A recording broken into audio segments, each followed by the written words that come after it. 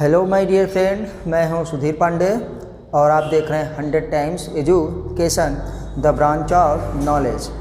चलिए, तो हम लोग जैसा कि आप जानते हैं अभी तक हम लोग पूरा अच्छी तरीके से पाचन और अवशोषण मतलब डाइजेशन एंड एब्जॉर्प्शन पढ़ चुके हैं। अब हम लोग क्या देखेंगे? अब हम लोग देखने वाले हैं कि जो हमारे पास पाचन से संबंधित बीमारियां हैं हम उनके बारे में अध्ययन करेंगे। देखिए, हम कुछ भी खाएं, कुछ भी पिएं ना, आपने सुना होगा बहुत से लोगों को, बहुत लोगों के साथ ऐसा होता है ना। हर लोग के भैया खाते खूब हैं लेकिन लगता नहीं है ना। इसका मतलब है क्या है कि शरीर का स्वास्थ्य नहीं सही हो रहा है, तो हमारे पास एसिमिलेशन नहीं सही से हो रहा होगा ना, हमारे पास वहाँ पे ऑक्सीडेशन सही से नहीं रहा होगा। मतलब हम जो खाए हैं, जो चीज़ खाए हैं, जो भोजन लिए हैं, वो हमारे क्या है, रक्त में नहीं जाता होगा, हमारे अस्थि और मज्जा के रूप में नहीं क्या हो बदल रहा होगा। तो इसीलिए कहते हैं खाने के क्यों ये सब कब सही होगा? जब हम लोग अपना क्या है ये देखेंगे कि पाचन से संबंधित हमारे पास जो बीमारियां हैं वो पूरी तरीके से ठीक रहेंगी, तभी ऐसा हो पाएगा ना। तो पाचन में गड़बड़ी हो जाता है। आपने सुना होगा कि हमको क्या हो जाती है, पीलिया हो जाती है जिसको हम लोग जॉन्डिस कहते हैं ना। हम लोगों को डायरिया हो जाती है जिसको हम लोग दस्त कहते हैं। हम लोगों को वोमिटिंग होती है मतलब उल्टी होती है जिसको हम लोग वोमन कहते हैं। हमारे पास क्या है और भी बहुत चीज़ हैं। कॉन्स्टिपेशन मतलब क्या है, कब्ज हो जाता है ना, लोगों को लैट्रिन ही नहीं उतरती है। तो ये सब क्या है, पाचन से संबंधित क्या हैं, बीमारियां हैं। तो हमारे पास अब हम देखेंगे कि पाचन से संबंधित कौन कौन सी बीमारियां हैं, डाइजेशन से संबंधित कौन कौन सी बीमारियां हैं। चलिए, तो हम लोग आज करते हैं लेक्चर नंबर क्या है 13। इसके बाद एक लेक्चर हम लोग पूरा एनसीईआरटी से करेंगे, पूरी तरीके से एनसीईआरटी पढ़ेंगे हिंदी की किताब ले करके ना। तो चलिए आगे आते हैं कि भैया आज हम देखेंगे डाइजेशन एंड एब्जॉर्प्शन का लेक्चर नंबर 13। चलिए देखिए, यहाँ पे हो चुका है डाइजेशन एंड क्या है, एब्जॉर्प्शन। अगर जिसको नीला न दिख रहा होगा तो बता दीजिएगा, हम लोग ब्लैक से करते हैं। चलिए, तो क्या करते हैं, इसी को फिर से देखते हैं क्योंकि ये थोड़ा कम दिख रहा है। तो आइए ब्लैक से करेंगे। डाइजेशन एंड एब्जॉर्प्शन का क्या है, lecture number 13।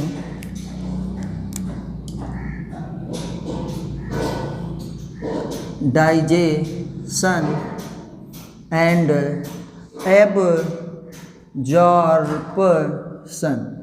Digestion and absorption है हमारे पास लेक्चर नंबर आज का है कौन सा, 13। हम लोग देखेंगे 13।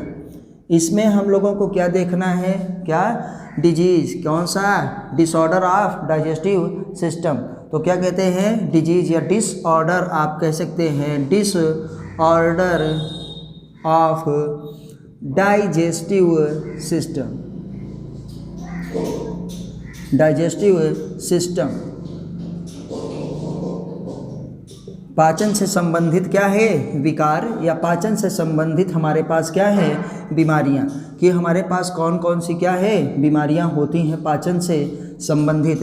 तो चलिए हम लोग स्टार्ट करते हैं नंबर बाय नंबर। पहले एक बार हम लोग पूरा उसका नाम देख लेंगे कौन कौन सी बीमारियां होती हैं, और उसके बाद हम फिर उसको क्या है डिटेल में पढ़ेंगे। तो स्टार्ट करने से पहले आपसे फिर वही रिक्वेस्ट है, हर बार यही रिक्वेस्ट की जाती है कि प्लीज़ चैनल को आप जो है सब्सक्राइब ज़रूर करिए, उस वीडियो को लाइक करिए, अपने दोस्तों के साथ शेयर करिए और अपने दोस्तों से भी क्या है सब्सक्राइब करवाइए। सब्सक्रिप्शन के लिए आपका कोई भी चार्ज नहीं लगता है, एक भी पैसा नहीं लगने वाला है ना। हमारे सब्सक्राइबर बढ़ जाएंगे तो हमको और मोटिवेशन मिलेगा, हम और क्या होंगे, प्रोत्साहन मिलेगा और क्या करते हैं और अच्छी अच्छी वीडियो डाल पाएंगे। क्योंकि सब्सक्राइबर जब अच्छे होते हैं, ज़्यादा होता है, तभी वीडियो जो है यूट्यूब पे शो की जाती हैं। तो चलिए हम लोग जो है अब देखते हैं पाचन से संबंधित बीमारियां। पहली हम डिजीज़ देखेंगे, आप जानते हैं जिसको हम लोग कॉमन भाषा में क्या कहते हैं, पीलिया। पीलिया का मतलब है जॉन्डिस। आइए क्या करते हैं, हम लोग पहला देखते हैं जॉन्डिस है, JAUNDIS। क्या है हमारे पास, जॉन्डिस हो गई। जॉन्डिस को हम लोग क्या कहते हैं कॉमन भाषा में, पीलिया कहते हैं। और पीलिया में आप जानते हैं कि सभी जानते हैं कि क्या होता है। पीलिया बड़े से लिखिए चाहे छोटे से, आपको जो अच्छा लगता हो हिंदी में आप जान लीजिएगा। पीलिया हमको लगता है छोटे से होगा, पाई मात्रा का थोड़ा हमको ध्यान कम रहता है। चलिए हिंदी में क्योंकि बहुत कम उपयोग किया जाता है, तो क्या होता है, ये हमारे पास पीलिया होती है। और पीलिया में आप जानते हैं कि सबको ना आंखें पीली हो जाती हैं, हमारे पास नेल्स पीले हो जाते हैं, स्किन की क्या है, त्वचा पूरी की पूरी स्किन ही क्या है, पीली पीली पड़ जाती है ना। तो ये क्या होता है, पाचन से संबंधित बीमारी है। सुन लीजिए कि अगर हमारा डाइजेस्टिव सिस्टम नहीं सही है ना तो हमको पीलिया हो जाता है, या पीलिया हो गया तो ये समझ लीजिए कि हमारे पास क्या है, ये हमारा पाचन गड़बड़ है। और ये किसके, लीवर के क्या है, इसका मतलब है कि आपका लीवर सही से फंक्शन नहीं कर रहा है। इसका मतलब है क्या कि आपका, चलिए पढ़ते ही चलते हैं, का एक बार लिखें, क्या है, ये हमारे पास लीवर सही से काम नहीं कर रहा है। क्योंकि लीवर हमारे पास क्या है, जो पिगमेंट्स निकालता है। आप जानते हैं कि हमारा लीवर बहुत सारा काम करता है, इसीलिए उसको बॉडी का कलेजा कहा जाता है ना। तो वो दो पिगमेंट्स निकालता है, बाइलिरुबिन तथा बाइलिरुबिन। तो ये क्या है, जब शरीर से आसानी से नहीं निकलते हैं, आसानी से नहीं निकलते हैं और क्या है, धीरे धीरे धीरे वो शरीर में ही जमा होते रहते हैं, जिसकी वजह से हमारी आँखें, हमारी क्या है नेल्स, हमारी क्या है त्वचा, ये सब क्या है पीले हो जाते हैं। और शरीर दिन पर दिन क्या है कमज़ोर होने लगता है और कमज़ोर हो जाता है। और कभी कभी मान लीजिए कि पीलिया बहुत घातक हो जाता है, जब लोग क्या है टाइम से इसका इलाज नहीं करवाते हैं, सोचते हैं ऐसे ही सही हो जाएगा ना, तो ये क्या है जानलेवा भी हो जाता है। तो हमारे पास पीलिया में किसका है, ये डाइजेस्टिव सिस्टम का है। इसमें इफ़ेक्ट क्या होता है, सबसे क्या है, लीवर क्या है फंक्शन, क्या है लीवर का फंक्शन। लीवर क्या है फंक्शन, क्या होता है, लीवर फंक्शन क्या है नॉट प्रॉपर। मतलब हम थोड़ा सा शॉर्ट में लिख रहे हैं, समझिएगा कि लीवर सही से काम नहीं कर रहा है। क्योंकि ये जो लीवर हमारे पास क्या है पिगमेंट्स निकालता है, हमारे पास पिगमेंट्स निकालता है, वो क्या होते हैं शरीर में ही धीरे धीरे जमने लगते हैं। तो जॉन्डिस का हमारे पास क्या है सिम्टम्स क्या हैं, हम लोग लिखेंगे नेल ना, हम लोग लिखेंगे क्या आइज़, आइज़ नेल हो गया, आई हो गया, एंड क्या है स्किन ना, टर्न टू येलो, क्या है turn TURN, turn to yellow. मतलब क्या हो जाती है हमारे पास, हमारे नाखून, हमारी क्या आइज़, हमारी स्किन, ये सब क्या हो जाते हैं पीले हो जाते हैं। तो हम यहाँ पे लिख दे रहे हैं कि हमारा क्या है नाखून, हमारा क्या है आँख ना, और हमारे क्या है त्वचा, त्वचा का रंग, त्वचा का रंग कैसा हो जाता है पीला हो जाता है, रंग पीला हो जाता है ना। ये क्या होता है, क्योंकि इसका मतलब हमारा क्या है लीवर सही से काम नहीं कर रहा है। ठीक, तो लीवर सही से नहीं काम कर रहा है, इसीलिए डॉक्टर साहब देखो ज़्यादा से ज़्यादा जनरल क्या कहते हैं लीव 52 देते हैं, क्या कहते हैं लीव 52 पी लीजिए। हर आदमी कॉमन से कॉमन घर का भी आदमी, गांव में हमारे भी क्या है छोटे छोटे बच्चे जानते होंगे ना कि क्या भी लीवर हो गया पीलिया हो गया तो कहते हैं जाइए लीव 52 की लीजिए। मतलब लीवर सही से अपना प्रॉपर काम करने लगे, लीवर अपना सही से प्रॉपर काम करने लगेगा। ठीक है, तो आप सुने होंगे कि लीवर में जो चीज़ बनती है जैसे क्या है बाइल वगैरह ना, तो बाइल में पिगमेंट होते हैं, बाइल पिगमेंट्स में बाइलिरुबिन और बाइलिरुबिन और क्या है बाइल साल्ट भी पाया जाता है। तो यहाँ पे जो बाइल के पिगमेंट्स होते हैं वो क्या है शरीर में ही जमते चले जाते हैं, वो क्या है इकट्ठा होते जाते हैं, जैसे पूरी की पूरी बॉडी पीली पीली हो जाती है। और ये क्या है जानलेवा है। तो समझ जाइएगा कि ये जो हमारे पास जॉन्डिस है पीलिया है वो क्या है पाचन संबंधित है ना। जब क्या है बहुत ही ज़्यादा कुछ अवसर में क्या है कभी कभार ना कभी क्या है पीलिया जानलेवा हो जाती है, पीलिया न क्या है जानलेवा हो जाती है। मतलब जब आप इलाज नहीं करवाएंगे हो जाती है, तो ये इससे क्या होता है मृत्यु भी हो सकती है। लेकिन देखिए कंडीशन बहुत ही क्या है क्रिटिकल होती है, बहुत अगर आप एकदम से लापरवाही करेंगे तब ऐसा होता है, नहीं तो आप क्या है पीलिया से बच सकते हैं। चलिए, तो जिसको देखना होगा नोट करना होगा नोट कर लेगा। फिर हम दूसरे डिजीज़ पे चलते हैं कि हमारे पास और क्या है। पीलिया के बाद हम देखिए क्या करते हैं वोमिटिंग, दूसरा हटाते हैं इसको। आइए पी लिया के बाद हमको क्या होती है, वोमिटिंग। वो जो हमारे पास उल्टी होती है वो भी, जिसको हम वोमन कहते हैं, हिंदी में क्या कहा जाता है, वोमन। तो आप याद रखिएगा कि वोमन का मतलब जब हम लोग क्या करते हैं, जो हमारा फूड है, जो हम भोजन खाए हैं, वो एनस से ना निकल करके क्या है, शरीर से बाहर निकले। देखिए एनसीईआरटी ये भी बता देती है कि शायद किसी को ना पता कि उल्टी क्या होती है, वोमिटिंग क्या होती है ना। तो जब हमारा खाद्य पदार्थ क्या है, खुद मुख की तरफ से आए, खुद क्या है, मुख से आए, तो हम हमारे पास दूसरी डिजीज़ क्या है, इसको हम पढ़ चुके हैं। आइए देखते हैं क्या है, वोमिटिंग। ये वोमिटिंग है, मतलब हमारे पास उल्टी जिसको हम कहते हैं, इसको हिंदी में कहा जाता है वोमन। क्या है, वोमन। इसको वोमन कहते हैं और कॉमन भाषा में हम लोग क्या कहते हैं, उल्टी इसको कहते हैं, सॉरी वोमन। कॉमन भाषा में घर में हम लोग सभी जानते हैं, क्या कहते हैं कि उल्टी हो रही। ये कब होता है, ऐसा कब होता है, तो उल्टी का मतलब क्या है कि उल्टी के थ्रू क्या होता है, जो हमारे पास फूड मटेरियल है आउट थ्रू माउथ, क्या करते हैं, जब हमारे पास फूड मटेरियल्स, जो हमारे पास खाद्य पदार्थ जो हम खा चुके हैं ना, कम्स आउट थ्रू क्या है, माउथ। जब ये क्या होता है, मुख से, खाद्य पदार्थ हमारा क्या है, मुख से आता है। जब भोजन मुख से आता है, मतलब वापस आता है, तो उसे क्या कहते हैं, उल्टी कहते हैं, उसे वोमन कहते हैं। इसमें क्या है, बहुत सारी चीज़ें हो सकती हैं। क्यों, इसका रीज़न क्या है, कोई भी इन्फेक्शन हो सकता है, खाना हम जो खाए हैं वो सही से पाचित नहीं हुआ, डाइजेस्ट नहीं हुआ ना, या बहुत ही ज़्यादा खा लिए हैं, तो उसको हम लोग क्या कहते हैं, वोमिटिंग कहते हैं। वोमिटिंग का मतलब ही यही है कि आपने जो खाया है वो पचा नहीं और वो शरीर से क्या है, बाहर आता है, लेकिन क्या है, ऊपर की तरफ से, माउथ से आता है। और जब पच जाता है, सब कुछ होता है, तो वही फूड मटेरियल क्या है, एनस के थ्रू, जिसको हम लोग लैक्टिंग कहते हैं। तो क्या है, ऊपर से जब आए तो इसे कहते हैं। अब वोमिटिंग, एक बात याद रखिएगा कि ये वोमिटिंग और ये जो उल्टी वगैरह होती है, ये क्या कहते हैं, वोमिटिंग सेंटर हम क्या कहेंगे, वोमिटिंग सेंटर कहाँ पे होता है, मेड्यूला में। क्या है, वोमिटिंग सेंटर कहाँ पे होता है, कहाँ पे, मेड्यूला में। याद रखिएगा, आपके पीछे है ब्रेन में ना मेड्यूला, जिसको हम लोग पूरा नाम कहते हैं मेड्यूला ऑब्लंगेटा, MEDULA, मेड्यूला है। मेड्यूला में ही क्या है, वोमिटिंग सेंटर होता है, जो हमारे उल्टी का क्या है, नियंत्रण करता है। और देखिए, उल्टी होने से पहले हमको क्या है, आभास होता है, बेचैनी होती है, घबराहट होती है ना, जी मिचलाता है, तो हम लोग क्या कहते हैं कि उल्टी होने वाली है। तो जो वोमिटिंग सेंटर होता है वो कहाँ पे होता है, ये कॉमन बहुत ज़्यादा इंपॉर्टेंट क्वेश्चन है, ये पूछेंगे वोमिटिंग सेंटर कहाँ पे होता है, मेड्यूला में। ठीक है, तो याद रखिएगा कि वोमिटिंग सेंटर मेड्यूला में पाया जाता है। इसमें क्या होता है, हमारा फूड पचता नहीं है। चलिए, अब आप नोट कर लीजिएगा जिसको नोट करना होगा, क्योंकि बहुत छोटा है, बहुत छोटी डिफिनीशंस हैं, बहुत छोटी बीमारियां हैं, क्या है, तो ये हमको बड़ी जल्दी से हो जा रहा है। चलिए आइए देखते हैं आगे, जिसको नोट करना होगा वो नोट कर लेगा, हम हट जा रहे हैं। चलिए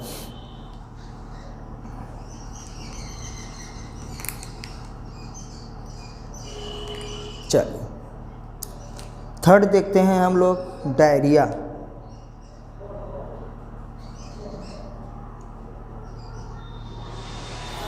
चलिए,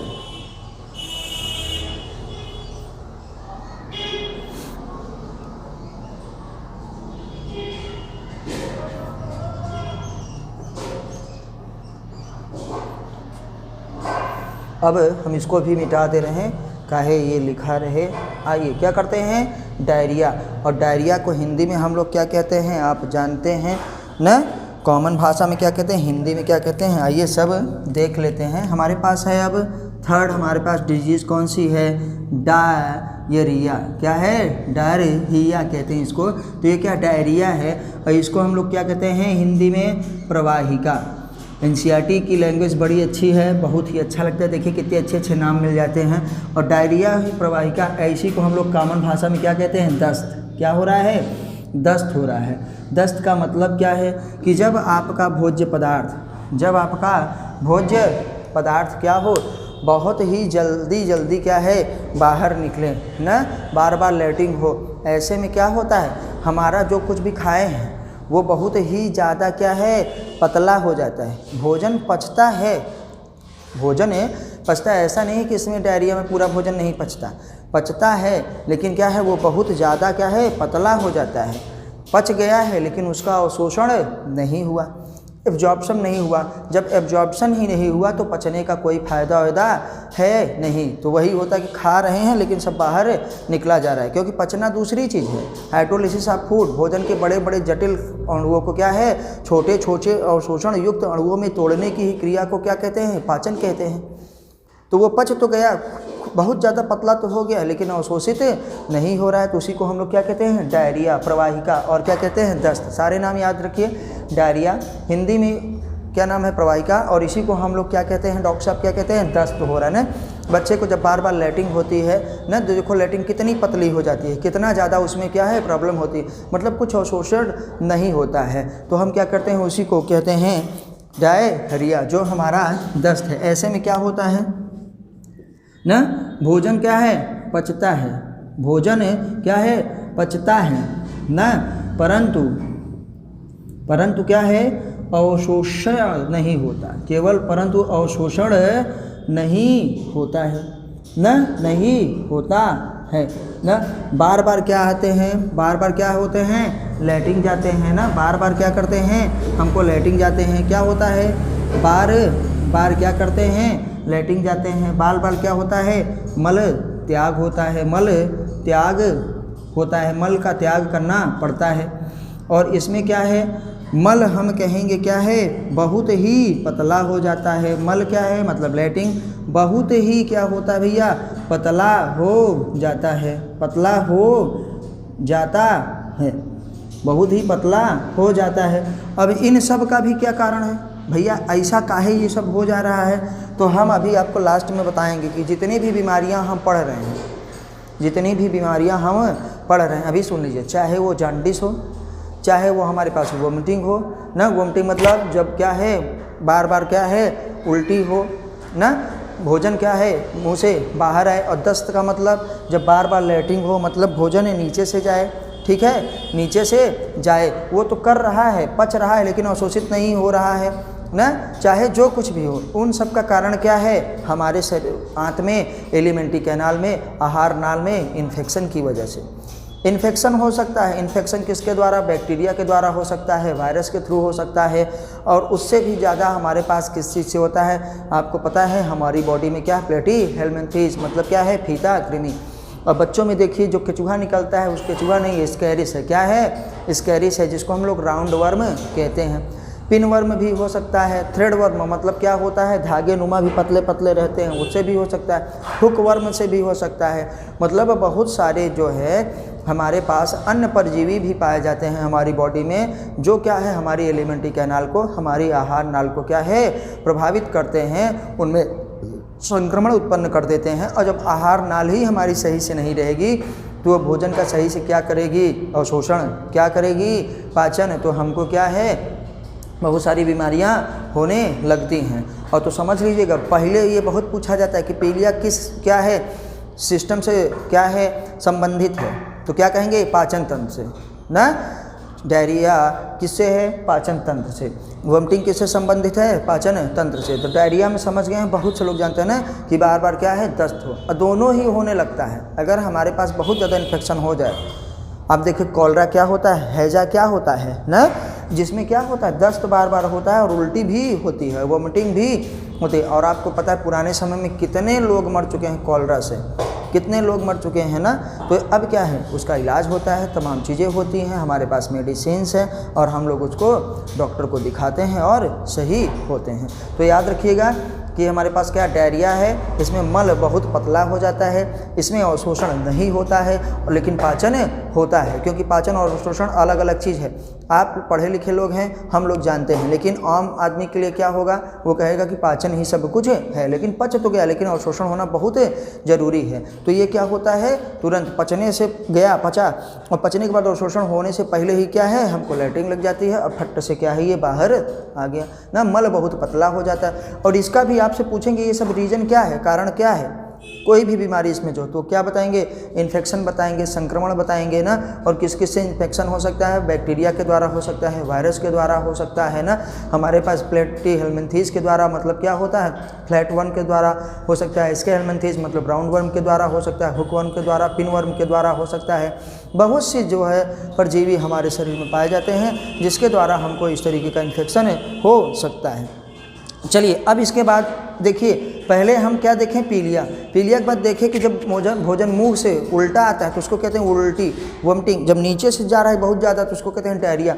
और एक बीमारी और होती है ना, आजकल बहुत कॉमन हो गई है कि अब इसमें मल का त्याग ही नहीं होता है। इसमें क्या है, मल का त्याग ही नहीं होता है। मतलब जो हमारा मल है, जो हमारी लैट्रिन है, जो हमारा फीकल मैटर है, वो क्या होता है, बड़ी आंत में मतलब लार्ज इंटेस्टाइन में क्या हो जाता है, रिटेन हो जाता है, वहीं पे रखा रहता है, सूखता रहता है, जमता रहता है। तो हम क्या आते हैं, कॉन्स्टिपेशन, जिसको ये फोर्थ है, चौथी बीमारी के बारे में हम पढ़ रहे हैं, फोर्थ, जिसको हम लोग क्या कहते हैं,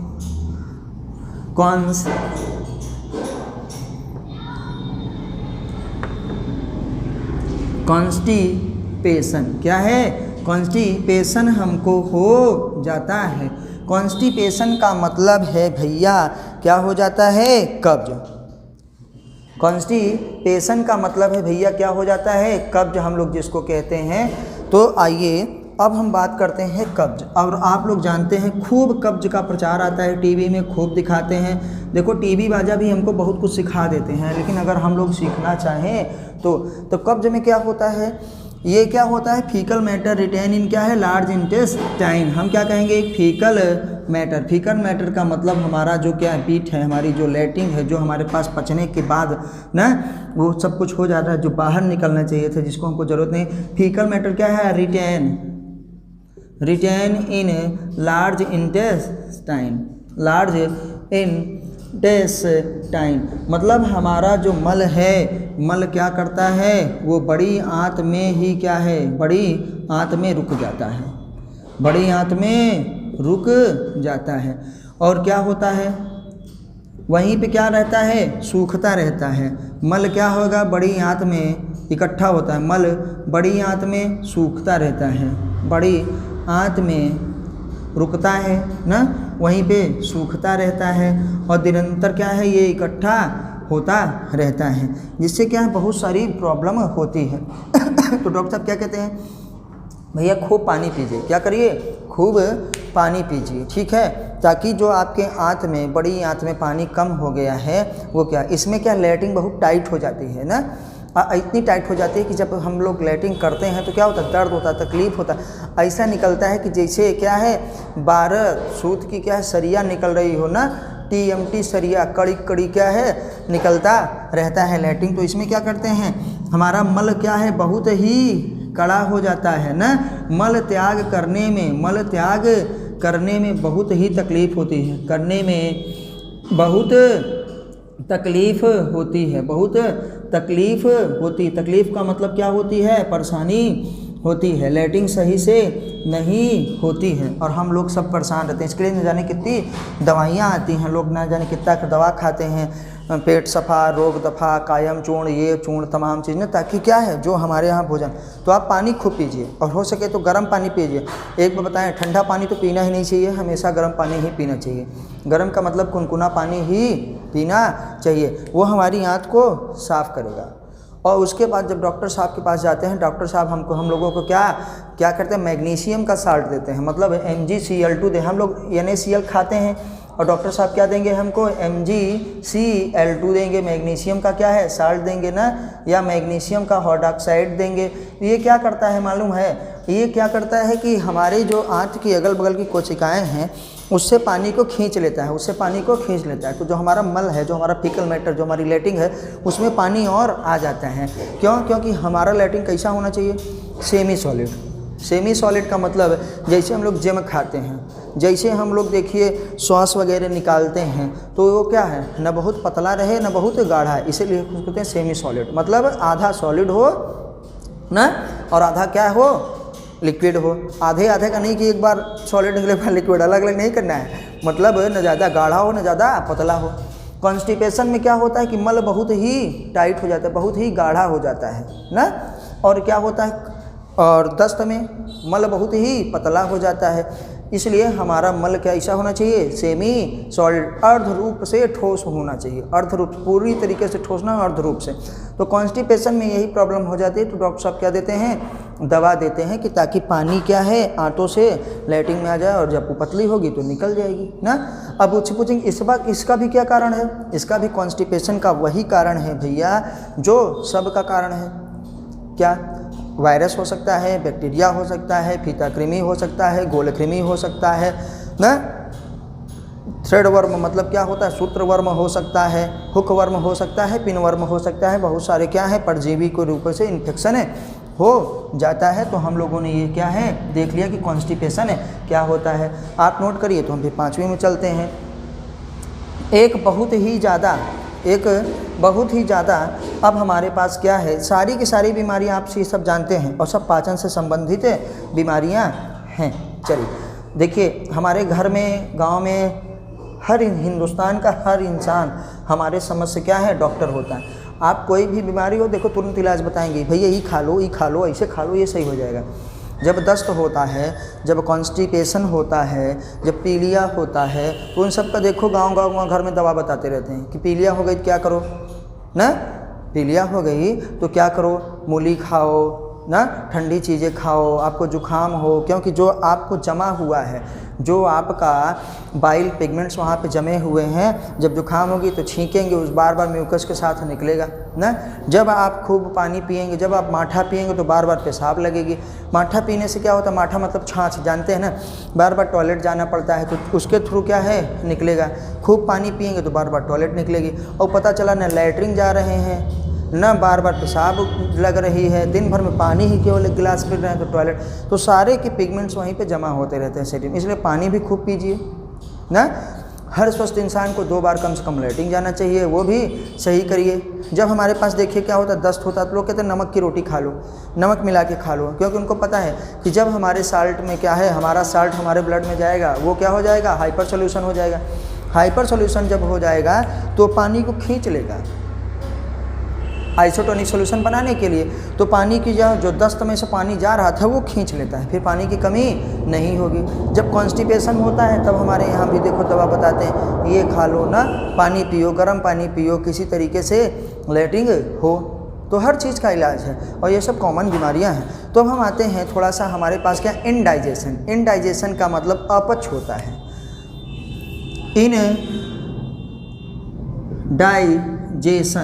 इनडाइजेशन का मतलब है हमारे पास क्या होता है, अपच, जिसको हम लोग क्या कहते हैं कॉमन भाषा में अपच ना। घर में क्या कहते हैं, अपच। अपच का मतलब घर में कहते हैं कि खूब ठूस के खा लें, मतलब क्या है, ठूस के खा लिए। अपच का सबसे पहला यही चीज़ है कि क्या है, ज़्यादा चाँप के ना खा लीजिए कि यहाँ तक ठूस लिए हैं, अब वो पचे तो पचे कैसे, क्योंकि आपका भोजन क्या है 4 से 5 घंटा तो पेट ही में रहता है, आपके आमाशय में ही रहता है, और जब पेटवई में है, आमाशय में ही है, तो का आंत की तरफ जाने में उसको बहुत टाइम लगता है ना। तो इसीलिए खाना खाने से पहले जैसे आप जाते हैं कम से कम 8 घंटे क्या होता है, वो हमारी आंत में, पेट से लेकर आंत में होता है। इसीलिए 8 घंटे से पहले जो लैट्रिन जाते हैं, सुबह आप खा लीजिए 9 बजे तक में, 10 बजे तक में, और रात को फिर आप खा लीजिए 8 बजे तक में। देखिए बहुत ही अच्छी लैट्रिन होगी, भाई साहब बता रहे हैं, अनुभव से बता रहे हैं, एक्सपीरियंस, ठीक है। कि जैसे रात को आप खाए हैं 12 बजे, तो सुबह उनको 4 बजे लैट्रिन क्या होगी, 5 बजे, 6 बजे, 7 बजे कुछ हो ही नहीं पाएगा। 4 से 5 घंटे तो पेटवाई में थी, तो आंत में गई ही नहीं है, और यहाँ से यहाँ तक किए हैं, ठूस के खाए हैं। जब यहाँ से यहाँ तक खाए हैं और नीचे लैट्रिन गए ही नहीं है, नीचे जगह ही खाली नहीं है, तो ये ऊपर वाला भोजन नीचे कैसे जाएगा, नहीं जाएगा। जब वो नहीं जाएगा तो क्या होगा, वहीं बताता रहेगा, सड़ता रहेगा, गलता रहेगा, और हमको क्या होगी, जलन होगी, बेचैनी होगी, कच्ची ढकार आएगी ना। हम लोग कहते हैं गला जल रहा है, सीना जल रहा है, तो भैया, और देखो सबसे ज़्यादा यहीं शाम को ज़्यादा प्रॉब्लम होती है ना, शाम को ज़्यादा प्रॉब्लम होती है, यहीं पे ये सब कुछ हो रहा है। यहाँ देखो कड़ा कड़ा ठोस ठोस लगता है, काहे, भोजन ही अंदर नहीं गया है, नीचे आंत में वो गया ही नहीं है।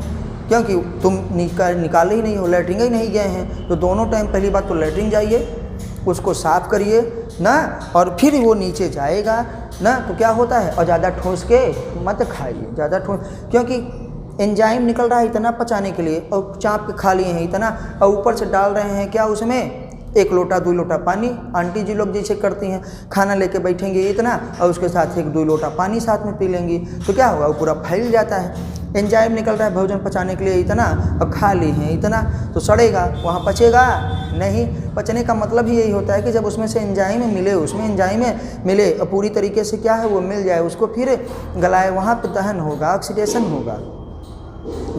आयुर्वेदा में कहते हैं जठराग्नि, और पानी पी ले जठर की अग्नि बुझ गई ना, तो क्या होता है फिर वो भोजन का दहन नहीं होगा।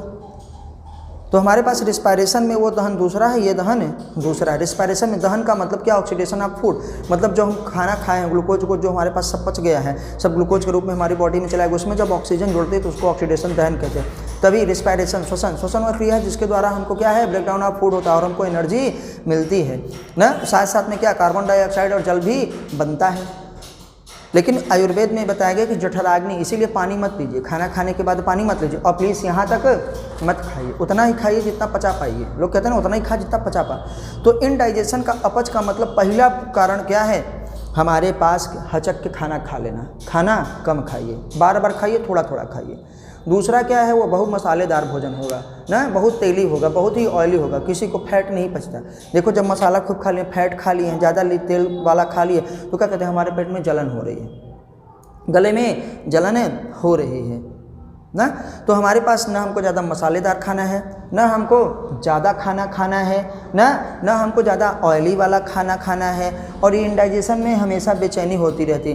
और कभी कभार इंडाइजेशन कैसे हो जाता है, पेट में क्या है, बहुत ही ज़्यादा एंजाइम से निकल जाते हैं, अम्लता हो जाता है, बहुत ही एसिड निकल जाता है, HCl हमारे पास होता है, तो बहुत भयानक होता है। 1 पॉइंट क्या है, 5 से 1.8 उसका pH होता है। सोचिए सब कुछ को गला सकता है, लेकिन हमारी आंतों को, शरीर को नहीं, क्यों, क्योंकि म्यूकोसा है वो बचा लेती है। तो क्या है आपको देखिए, इनडाइजेशन, इनडाइजेशन को क्या कहते हैं, अपच। होता कैसे है भैया, अत्यधिक भोजन से। पहला क्या है, अत्यधिक भोजन ना, मसालेदार भोजन, ज़्यादा मसालेदार ऐसा नहीं कि मसाला खाना ही नहीं, क्योंकि मसाला ही भी हमारी औषधि है, उसमें से रस निकलते हैं। अब आप खा रहे हैं कोई टोल्डी पोल्डी चोल्डी, उसमें क्या है, सब कुछ जैसे हम तेल से निकाल लिए, सरसों से निकाल लिए तेल, बेच रहे हैं, खरी पाउडर बेच के बना के बेच रहे हैं। तो मसाला खुद लाइए या तो पिसवाइए और घर में रख लीजिए, क्योंकि मसालों में से निकलता है रस। हम धनिया काहे खाते हैं, हम काहे के लिए खाते हैं सौंफ, हम काहे खाते हैं जवाइन, क्योंकि उसमें से रस निकलता है, हमको उसका रस चाहिए, हमको वो सारी भी चीज़ें चाहिए, चैली पत्ता छबीला सब क्या है, उसमें से रस निकलते हैं, हमको रस चाहिए। और पता चला पूरा रस निकाल दिया, फिर पाउडर आपको बेच रहे हैं, बहुत खुशी होकर खा रहे हैं। तो मसाला खाना है हमारे पास एक औषधि, ठीक है। धनिया खाते हैं, मिर्चा खाते हैं, सभी चीज़ें खाते हैं ना कुछ मिलता है। और पता चला जो मार्केट से ख़रीद के लाए हैं उसमें भैया कुछ है ही नहीं, केवल और केवल उसका क्या है, चूरा पाउडर, जैसे लकड़ी का बुरादा, ठीक। तो वो चीज़ें मत करिए। मसालेदार अधिक खाते हैं, अधिक क्या खाएंगे, वसा वाला, तेली खाएंगे। वसा मतलब क्या है, ज़्यादा तेल वाला नहीं खाना है, ज़्यादा क्या है, घी वाला नहीं खाना है। और सबसे ज़्यादा क्या है, भोजन तो हचक के मत करिए। और कभी कभी क्या है, बहुत ज़्यादा क्या है, अम्ल निकल जाता है बॉडी में ना, तो इनकी वजह से ये सब होता है। तो इनडाइजेशन स्पाइसी फूड के खाने से होता है। चलिए आप देख लीजिए कि हम क्या करते हैं, इसमें क्या होता है, हमारे पास क्या होता है, बहुत ही पेट में दर्द होगा, जलन होगी, अकड़न होगा ना, कहते हैं यहाँ अकड़न है, पेटवा में पच नहीं रहा है, नसें तन रही हैं ना, बार बार गैस बनेगी ना, बेचैनी होगी, घबराहट होगी, टेंशन होगी, क्योंकि जब पेट नहीं सफा तो कुछ नहीं सफा, पेट खराब तो दिमाग भी बंद, ठीक। तो इस वजह से हमको अपना पेट बहुत ही, घर का किचन ही जब नहीं सही है तो पूरा घर क्या सही होगा। तो जहाँ पे सारी चीज़ स्टोर करते हैं वो सब क्या है, बहुत सही। इसीलिए घर में देखिए किचन उचन सब लोग बहुत साफ रखते हैं, कि किचन रखना साफ बहुत ही ज़रूरी है। तो चलिए ये हमारे पास हो गया। अब इसके बाद हम लोग क्या करेंगे, इसमें होता क्या है, बेचैनी होती है, ना। इसमें इसका मेन सिम्टम्स क्या है, इसमें क्या होगी, बेचैनी होगी, जान जाइए ना। क्या करते हैं, जिसको एकदम घबराहट कहते हैं, घबराहट होगी ना, घबराहट होगी। पेट में क्या होगा, दर्द, पेट दर्द करेगा। दर्द के बाद क्या होगा हमारे पास, जलन होगी ना, गला ना, चेस्ट मतलब सीना, इन सब जगह सीना में क्या होगा, जलन होगा। तो हमारे पास क्या है, कच्ची ढकार जिसको आते हैं, क्या कहते हैं, कच्ची ढकार होगी। कच्ची ढकार का मतलब यही है, हम इसलिए आपको बता रहे हैं, ढ से ढक्कन, ढकार। कच्ची ढकार का मतलब है कि बॉडी में अम्ल बहुत निकल रहा है और कभी कभार इंडाइजेशन है, अपच हो गया है ना। और कच्ची ढकार किसमें, खाली पेट के दौरान भी आती है, क्योंकि अम्ल ज़्यादा निकल जाता है। ठीक, तो जब शादी ब्याह में जाते हैं, खूब मसालेदार पाते हैं भोजन, खूब खाए, भुंजिया पनीर सनीर हचक के यहाँ तक खा लिए, और सुबह से तबीयत दूसरी, खाते हो तो बड़ा अच्छा लगता है, उसके बाद सुबह अर्ली मॉर्निंग से देखिए तबीयत खराब लगती है, थकान ना, जैसे मतियाए रहते हैं, बेहोश हैं, उठने की हिम्मत ही नहीं है। जब भैया कल बहुत ज़्यादा खाए थे तो आज बेहोश काहे हो, आउट एनर्जी रहना चाहिए, लेकिन शरीर कहता है कि भैया तुम अपने मन से खाए हो, तुम वही भोगो, हमसे क्या लेना देना, क्योंकि हमारे पास जितना पचाने का ऑर्डर गवर्नमेंट ने दिया है, मतलब गॉड ने दिया, हम उतना ही पचा पाएंगे, उतने के लिए एंजाइम निकल रहा है, पेट में जगह ही नहीं है, आँख खली नहीं है, तो क्या है, बहुत सारी दिक्कतें होती हैं। चलिए, इसके बाद हम देखेंगे दो बहुत ही महत्वपूर्ण बीमारी,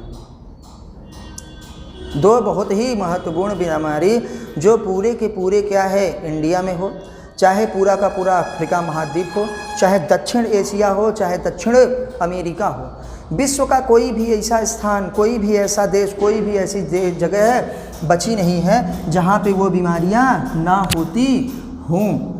हाँ, जो विकसित देश हैं उसमें कम होती है, और जो विकासशील देश हैं या गरीब देश हैं ना, उनमें ये बीमारियाँ बहुत होती है, जिसका नाम हम लोग देख रहे हैं पहले, मरस्मस। क्या है, मरस्मस, और क्या है, क्वाशीओकर। क्या कहेंगे, मरस्मस। पहला क्या है,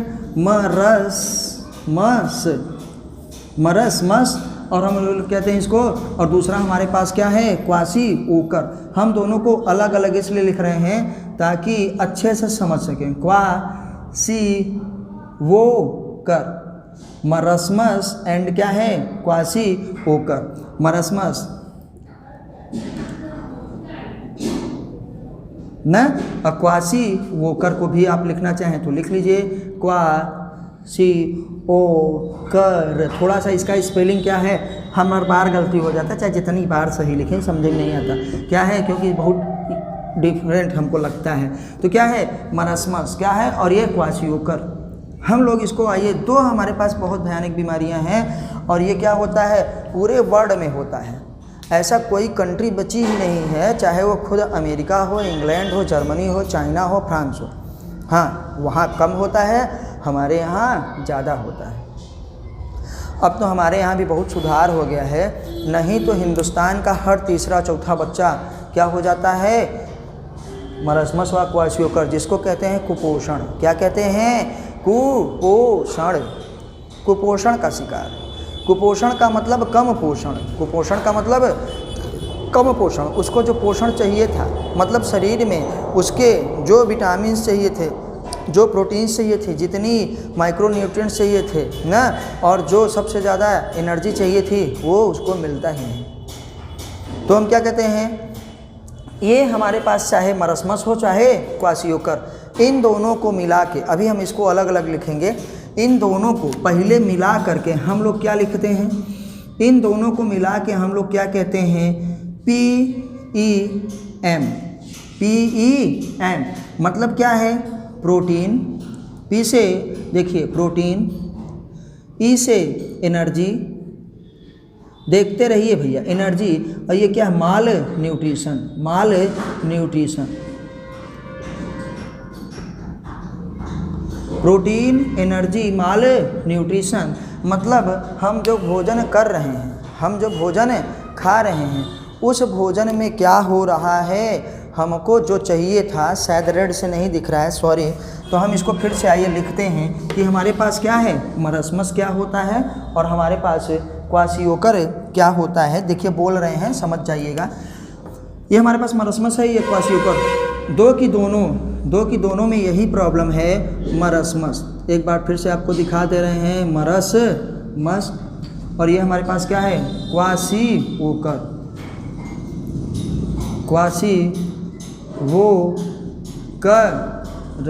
क्वासीवोकर। इन दोनों का मतलब है कि पीईएम प्रोटीन, एनर्जी, माल न्यूट्रिशन, इसको कहते हैं। पी से प्रोटीन हो गया हमारे पास, ई से एनर्जी हो गया हमारे पास ना, और एम से माल न्यूट्रिशन। मतलब बच्चे को जितना चाहिए, इसको कॉमन भाषा में क्या कहते हैं, तीनों को मिला के मालूम है? पीईएम को कहते हैं कुपोषण।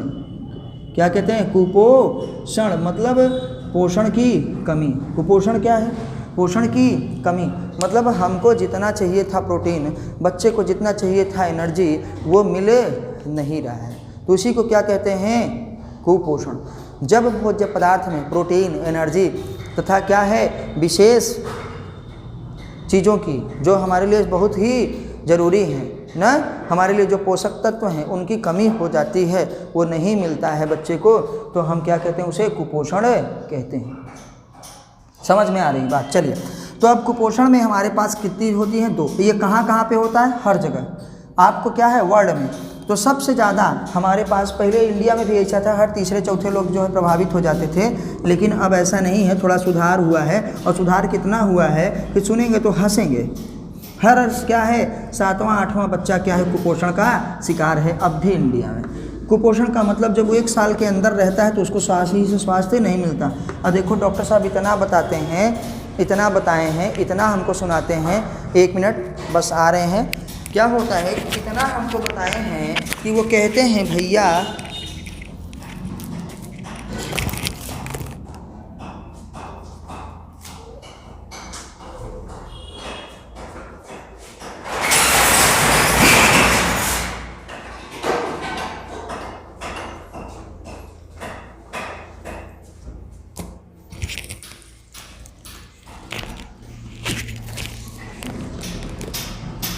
चलिए, तो क्या हुआ, वो आप देखे हैं ना, डॉक्टर साहब बताते रहते हैं। क्या बताते रहते हैं कि ऐसा है बेटा, हमको क्या करना है कि बच्चे को 6 महीने तक सिर्फ और सिर्फ माँ का ही दूध पिलाइए, और बच्चे को कुछ पिलाइए मत, न पानी पिलाइए न कुछ खिलाइए।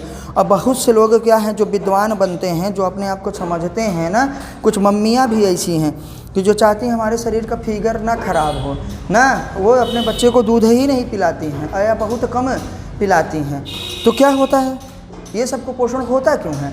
क्योंकि दोनों में, चाहे वो मरस्मस हो, चाहे वो क्वासियोकर हो, कुछ भी हो, उसमें साफ साफ एनसीईआरटी में लिखा है कि ऐसा इसलिए होता है कि जब मम्मी लोग क्या करती हैं, बच्चे को दूध पिलाती नहीं हैं अपना, और उसके स्थान पे बाज़ार का दूध पिलाती हैं, क्योंकि माँ का ही दूध बच्चे के लिए सबसे महत्वपूर्ण है। और टीवी बाजा में देखिए कितना सिखाते हैं, कितना सुनाते हैं ना, कि 6 महीने तक सिर्फ और सिर्फ माँ का दूध पिलाएं।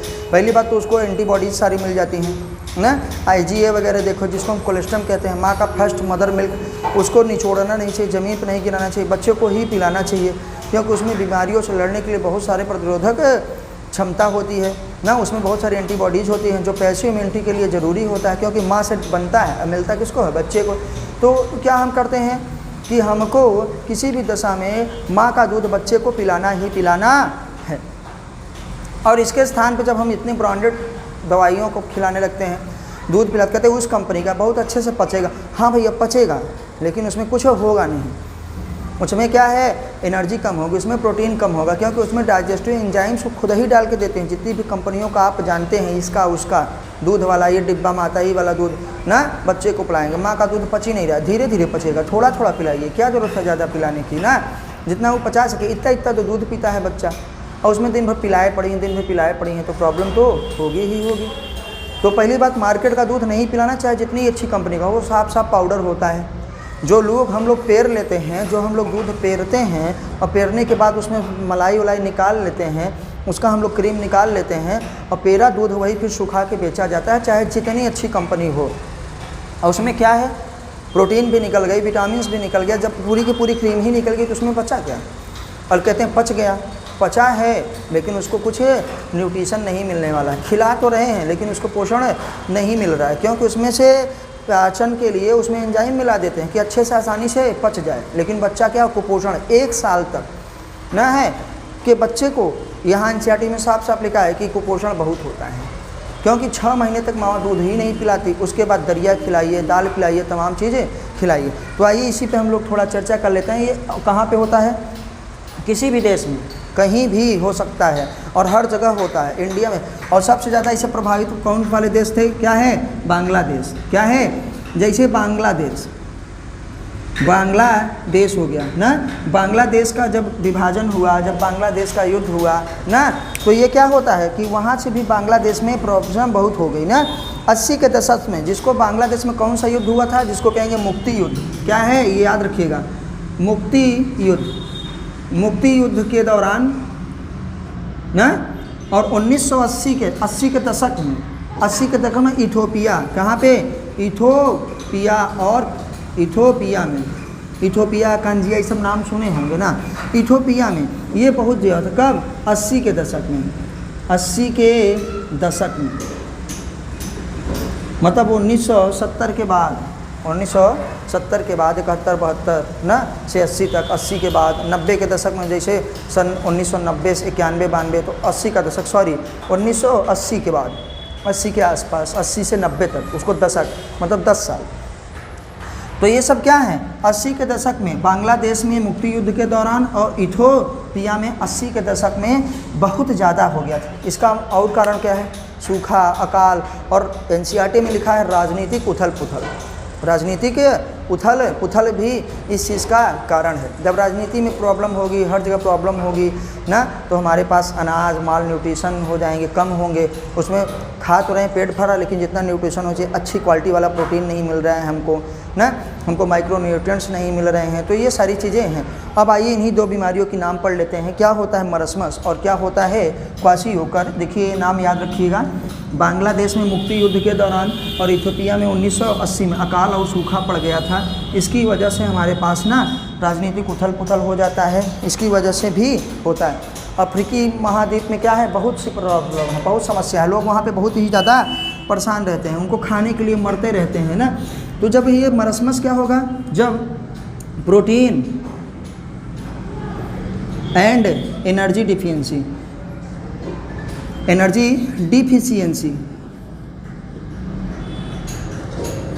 मतलब इसमें प्रोटीन और एनर्जी दोनों की कमी होती है ना। और इस वाले में क्वाशियोकर में क्या होता है? केवल और केवल प्रोटीन डिफिशियंसी होती है। प्रोटीन डिफिशियंसी कहने का मतलब है कि इसमें एनर्जी तो मिलती है बच्चे को, इसमें एनर्जी मिलती है, और मरस्मस में ना प्रोटीन मिलता है ना ही एनर्जी मिलती है। बच्चा कैसा होगा? बच्चा हमारे पास क्या होगा? उसके शरीर में क्या होगा? बहुत ही कमज़ोर होगा, जिसको गांव देश में भाग में क्या कहते थे? सुखवा। क्या कहते हैं? सुखवा। सुखवा का मतलब है क्या? सुखा जाएगा ना। त्वचा क्या हो जाएगी? त्वचा क्या होगी हमारे पास? उसकी त्वचा क्या हो जाएगी? पूरी पतली हो जाएगी ना, ढीली हो जाएगी, मतलब ढीली मतलब लटक जाएगी, ढीली हो जाएगी। और क्या? झुर्रीदार हो जाएगी, झुर्रीदार हो जाएगी। और क्या होता है? उसका मेंटल हालत मतलब क्या है? मेंटल कंडीशन भी खराब होगा। मेंटल कंडीशन क्या है? भी क्या होगा? खराब होगा। मेंटल कंडीशन क्या होगा? Very bad. समझ लेना, मंद बुद्धि हो जाएगा, किसी काम का नहीं रह जाता है, पतला दुबला छोटा नाटा ना, मंद बुद्धि, ये सब हो जाएगा। त्वचा क्या हो? झुर्रियाँ पड़ जाएंगी। त्वचा में क्या होगा?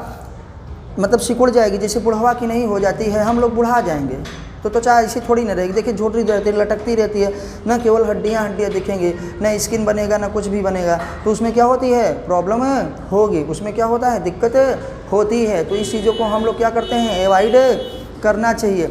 इसमें क्या होगा कि प्रोटीन डिफिशियंसी, प्रोटीन डिफिशियंसी का मतलब इसमें सिर्फ और सिर्फ प्रोटीन की कमी होगी, एनर्जी मिलता रहता है। बच्चा इसमें भी मंद बुद्धि होगा, पक्की बात है, मंद बुद्धि होगा ना। इसमें त्वचा लटकेगी, मतलब क्या होगा? पेट क्या होगा? मोटा होगा ना। पेट क्या होगा? मोटा, मतलब क्या है? त्वचा के नीचे फैट होगा, त्वचा के नीचे फैट होगा, त्वचा के नीचे वसा संचित होगी। क्या होगी? वसा संचित होगी। लेकिन और इसमें क्या होगा, वो भी झुर्रीदार भी हो सकता है ना। लेकिन हाथ पैर इसके बहुत ही अच्छा लक्षण है, हाथ पैर क्या है ना, पतले होंगे। हाथ पैर पतले, मोटा रहेगा। हाथ पैर क्या होंगे, तिरछे होंगे। क्या होंगे, तिरछे हो सकते हैं। और मंदबुद्धि तो पक्का है। तो इसमें और इसमें ज़्यादा अंतर नहीं है। इसमें एनर्जी भी नहीं मिलती उसको, प्रोटीन भी नहीं मिलता ना, बच्चा मोटा भी नहीं होगा, पत्थर छुट्टा होगा किसी का ना, झुर्रीदार भी होगा, सुस्त रहेगा, एकदम बीमार रहेगा, हड्डियाँ दिखती रहेंगी, ऐसे हड्डियाँ दिखती रहेंगी, तिरछा मिर्छा होगा, ऐसे तरीके सब चीज़ क्या होगा, ऐसा होगा। इसमें क्या होता है, बच्चा थोड़ा मोटा होगा, मंदबुद्धि होगा ना, हाथ पे टेढ़े होंगे, सुस्त रहेगा, आलसी रहेगा, मंदबुद्धि रहेगा, किसी काम को करने में मन नहीं लगेगा। और ये सब की सब बीमारियाँ कब होती हैं, 1 साल के अंदर से स्टार्ट हो जाती हैं। 1 साल के अंदर क्या होता है, बच्चा जब 1 साल के नीचे है ना, 1 साल के बच्चे को, 1 साल के बच्चे को, दोनों ये वाली भी एक वाली, 1 साल के बच्चे में होता है ना, बच्चे में। इसका रीज़न क्या है, इसका मेन रीज़न है कि जब माँ, इसका मेन रीज़न क्या है कि जब माँ अपने बच्चे को अपना दूध न पिला करके मार्केट वाला पिलाती है तो ये वाली समस्या पक्का होती है। आपसे पूछा क्या जाएगा, आपसे पूछा जाएगा भैया मरस्मस और क्वाशियोकर ना में किस में एनर्जी की वजह से होता है और किस में प्रोटीन और एनर्जी दोनों की वजह से। इसमें प्रोटीन और एनर्जी दोनों की कमी होगी, कमी, ठीक है। इसमें क्या है, हमारे पास प्रोटीन की कमी होगी, एनर्जी मतलब इसमें रहता है, इसमें एनर्जी उसको मिलती रहती है, एनर्जी तो लेगा लेकिन प्रोटीन की कमी होगी। तो मतलब इसलिए हम समझ रहे हैं कि प्रोटीन और एनर्जी कितना ज़रूरी है। अब प्रोटीन की कमी से दोनों होता है, प्रोटीन की कमी से दोनों होता है। अगर केवल प्रोटीन की कमी होगी तो हमको क्या होगा, क्वाशियोकर। अगर प्रोटीन और एनर्जी दोनों की कमी हो जाएगी तो क्या हो जाएगा, मरस्मस। 1 साल से कम के बच्चे में, जिसको हम लोग कहते हैं कुपोषण, माल न्यूट्रिशन। कुपोषण का मतलब कम पोषण। और मम्मी कहा करती हैं, इसमें साफ साफ एनसीईआरटी में लिखा है कि जब माँ के स्थान पर उसको दूसरा दूध पिलाया जाता है तो 1 साल, क्योंकि 6 महीने तक बच्चा कुछ खाता पीता है नहीं, ज़बरदस्ती उसको पानी पिला रहे हैं, ज़बरदस्ती वो कर रहे हैं। भैया सिर्फ और सिर्फ माँ का दूध पिलाइए, ठीक है, उसके सिवा कुछ नहीं। दुनिया का किसी भी मार्केट से ले आइए कोई भी अच्छा दूध, वो कुछ नहीं होता है, ठीक। तो आइए याद रखिएगा मरस्मस और क्वाशियोकर। तो आप लोगों से रिक्वेस्ट है कि प्लीज़ मेरे चैनल को सब्सक्राइब जरूर करिए, वीडियो को लाइक करिए, अपने दोस्तों के साथ शेयर करिए और अपने दोस्तों से भी चैनल को सब्सक्राइब करवाइए। जितना आप हमारी सपोर्ट करेंगे उतना ही हम अच्छे से वीडियो बना पाएंगे, ठीक है। चलिए हम लोग फिर मिलेंगे अगली वीडियो पे नए चैप्टर के साथ, जिसका नाम हमारे पास क्या है, रिस्पायरेशन। अभी हम कुछ एसएससी बैंक और रेलवे वालों के लिए शॉर्ट्स वीडियो भी डालेंगे, जो 10 मिनट के, जो 15 मिनट के होते हैं उनके लिए। और अभी हम एक बार पूरी की पूरी एनसीईआरटी आपको पढ़ के लाइन से सुनाएंगे, पाचन और अवशोषण का। उसके बाद फिर केमिस्ट्री का होगा और फिर क्या है, फिजिक्स का होगा।